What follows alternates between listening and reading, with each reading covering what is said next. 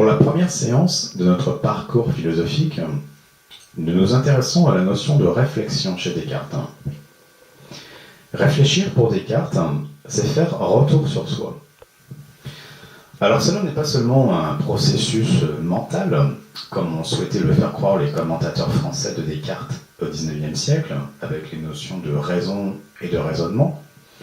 Réfléchir pour Descartes, c'est avant tout un processus existentiel. Alors c'est ce qui nous intéresse pour la première séance de notre parcours philosophique, à savoir que pour Descartes, réfléchir, c'est faire retour sur soi, c'est-à-dire faire retour sur ce que l'on vit, mais également faire retour sur ce dont on fait l'expérience. En un mot, c'est faire retour sur son existence. Alors cette notion de réflexion elle a une grande importance par rapport à l'histoire de Bretagne, c'est-à-dire qu'au cours de leur histoire, eh bien, les Bretons ont pris l'habitude de réfléchir et de faire retour sur eux-mêmes.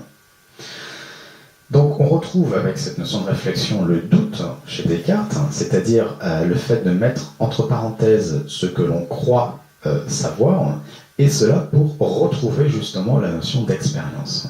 Donc la finalité de la réflexion chez Descartes, eh bien, c'est de nous reconduire à notre expérience des choses.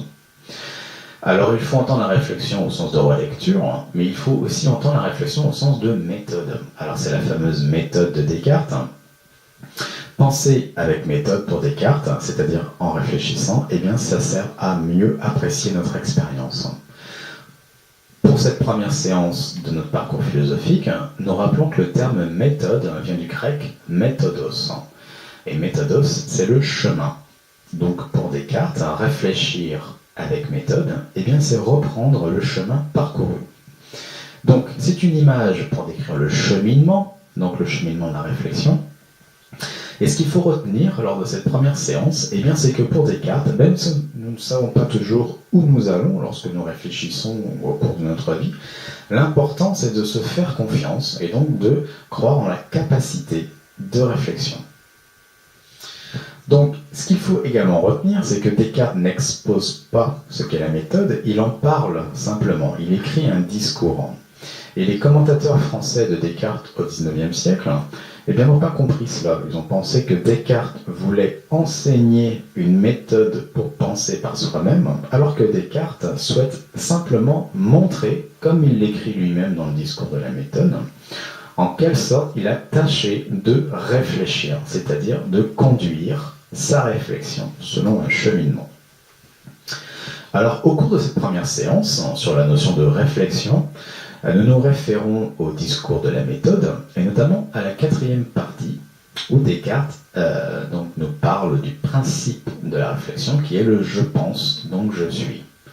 Alors c'est une formule qui porte à confusion, car les Français y ont vu une déduction, c'est-à-dire un raisonnement à cause du « donc », alors qu'en fait, « je pense, je suis », c'est surtout le résultat d'une réflexion, c'est-à-dire d'un retour sur soi.